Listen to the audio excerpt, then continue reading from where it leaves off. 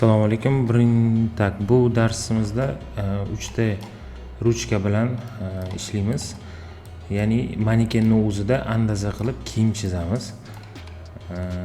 Bu ko'proq korsetchilarga ham asqotadi. Korsetni bilmagan odam ham tiksa bo'ladi buni. Ya'ni o'zingizni mijozingizni razmerlarini, manekenga razmerlarini kiritib korset holiga keltirsangiz bo'ladi. Tak, boshladik. 3D ruchkani tanladim. Keyin bazaviy setkani ham tanlab qo'ydim bu yerda. Mana bazaviy setkani tanlab qo'yishimiz kerak, чтобы tekisroq chiqishi uchun. Xo'p, bo'yindan boshlayman. Pastga olib tushib, shiftni bossam tekis tushadi. Bu yoqqa tak Ctrl bosaman bu joyda. Bu yoqqa уже sentrga olib kelganimda Ctrl qo'yib yuboraman. Yana shiftni bosaman tekis borishi uchun.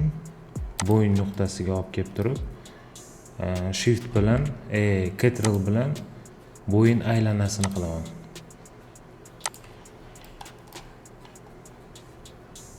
Tak, bitta chiziq o'tkazib, yelka chizig'ini mana chizdim. Tak. Bu yoqda уже proymasini chizamiz. Ctrl bilan bosib turibman. Qizil nuqtalar bo'lsa Ctrl bosilyapti deb bilavering. Hozir Ctrl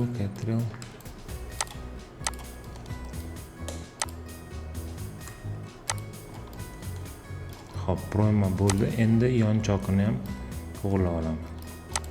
Xo'p. Bo'ldi. Endi men bazaviy setkam kerak emas, uni o'chirib tashlayman. Xalaqit beryapti. Xohlasak manekenni oppoq qilib qo'ysak ham bo'ladi, onsoroq bo'ladi. Chalg'imaymiz.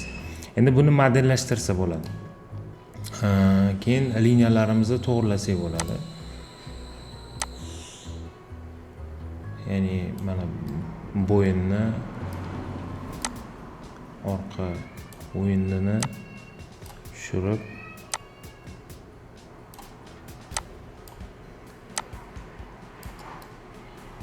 endi uni уже o'zingiz anaqa qilasiz, to'g'rilaysiz. Tak. Bu yerda yana 3D ruchkani tanlab bir onsoroq bir anaqa qilamiz. Modellashtirish qilamiz.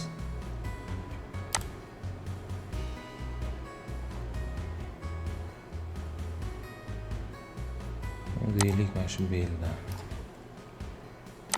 Yo'ldan chiqib bitta чтобы anaqa bo'lishi uchun Ctrl ni bosaman-da. Bunaqa qilaman. Keyin bu yoqdan уже bu yoqqa. Taxminan mana shunaqa fason bo'ldi. Endi flattendan oldin redaktirovaniyega kiraman. Redaktirovaniyaga kirib, har bitta tekis chizig'imni belgilab chiqishim kerak. Ya'ni andazada mana shu joyi tekis bo'lishi kerak. Qolganlari endi o'sha anaqa emas. O'ng tarafdagi tugmani bosib turib, flatten a straight line bossam, shunda mana qalinlashgan. Keyin flatten degan instrumentni bosaman. Flatten har bitta detalni belgilab beradi. Mana. Bo'ldi. Endi buni enter bosaman. 2 marta enter bosaman. Shunda bu yoqda 2D tak mana 2D da bu yoqda paydo bo'ldi. Endi buni belgilab turaman-da, o'ng tarafdagi tugmani bosib, symmetric pattern shaping ikkinchi tomonni ham yaratib oldim. Oldilarini yopishtirishimiz kerak yoki tikishimiz kerak. Tak, mana orqani belgiladi bu. Demak, o'ng tarafdagi tugma merge qilaman. Bu yoq yopishildi. Oldini qilamiz. Oldi mana bu. Bu yog'i mana tekis tomoni merge qildim, yopishdi. Endi simulyatsiyani bossam, mana o'ziga keladi, faqat orqada biz sal noto'g'ri qilib qo'ygan ekanmiz. Ctrl Z qilaman. boshqa tarafini tikib qo'ydik, o'shaning uchun shunaqa bo'lib qoldi. Xo'p.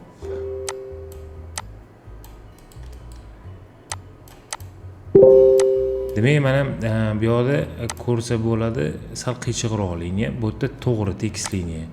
Demak, mana shu tekis liniyamizni mana bu liniya bo'ladi, u tekis. Buni o'zi aylantirish kerak aslida, mana bunaqa qilib, ya'ni anaqa holatiga keltirib olishimiz kerak. Hozir mana agar men tik qo'yadigan bo'lsam 90 gradus bo'lishi kerak. Mana hozir sal nasi bor. Mana 90 gradusga olib kelib oldim. Bu ham ikkinchi detalim avtomatik 90 gradus bo'ldi. Endi buni demak tekis tomoni mana shu o'rtamiz, o'ng tarafdagi tugma merge qilaman. Mana endi tekis bo'ldi. Hozir endi simulyatsiyani bossam to'g'ri bo'ladi, faqat oldi mana tikilmagan. Oldini tikib olamiz. Tikib olmaymiz, anaqa yopishtirib qo'yamiz, merge qilamiz. Bo'ldi. Mana keldi. Endi bu yoqda uje korrektirovka qilasiz. Ozgina mana svobodniyroq bo'ldi. Buni korrektirovka qilsa bo'ladi. Korrektirovkani masalan mana bitta hozir mana nuqtalar bor. Bu nuqtalarni mana qilib hammasini emas, mana shu men taxminan mana shuna qilib belgiladim. Delete bossam, bu mana bunaqa shaklga kelib qoldi. Bu shaklni to'g'rilayman men.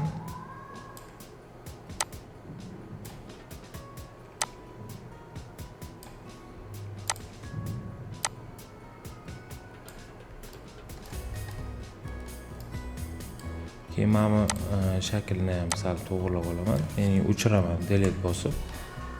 Mana bu yerda instrument bilan qilaman, redaktori toshka krivoy qilib. Mana bunaqa joylari ham sal g'alatiroq turibdi. Bu yoq o'zi shunaqa ekan, anaqalari. Keyin mana bu yerda ham sal yoqmaydi menga. Oldi qismi ekan. Endi qismi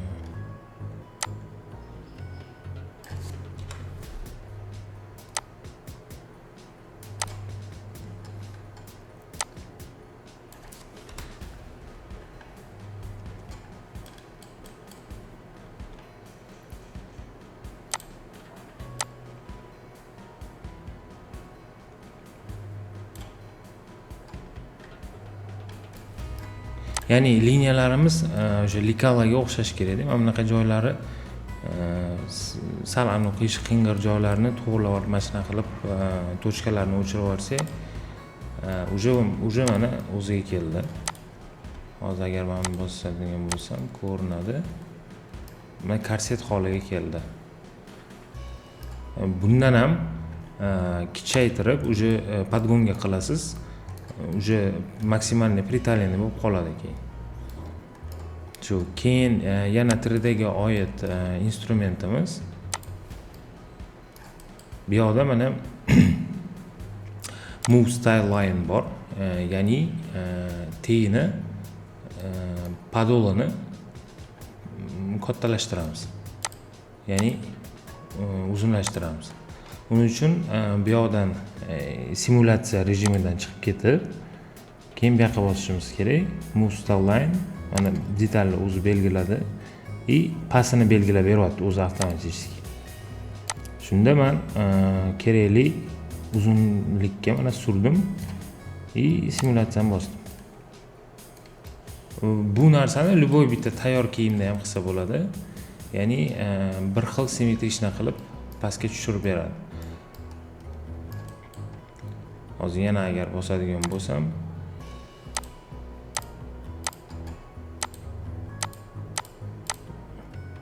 mana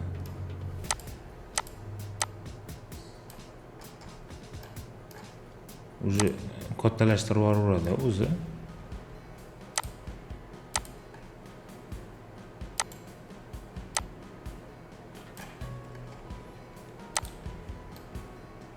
Mana shu holatga olib kelsak bo'ladi. Bu ko'proq modellashtirish bilmagan odamga ham yaxshi zo'r instrument. o'zi umuman tikuvchilikda yo'q xabar odam ham o'zi korrektirovka qilib tikaveradi narsalarni. Ajoyib narsa. Bu yoqlarni masalan mana kichaytirdim. Уже вот pritalinroq turibdi, ko'rdinglarmi? Bu yoqlarni ham agar tak mana bu yerda mana bo'shlig'i bor. Bu bo'shliqni ham yo'qotish mumkin. Masalan yo'q, bu yoqda ekan. Mana shu ham sal qing'ir liniyalari bor-da. Oho, juda ko'p ekan anaqasi. Mana shu qizili o'sha krivoy tochka krivoyni ham o'chirib tashlasak bo'ladi.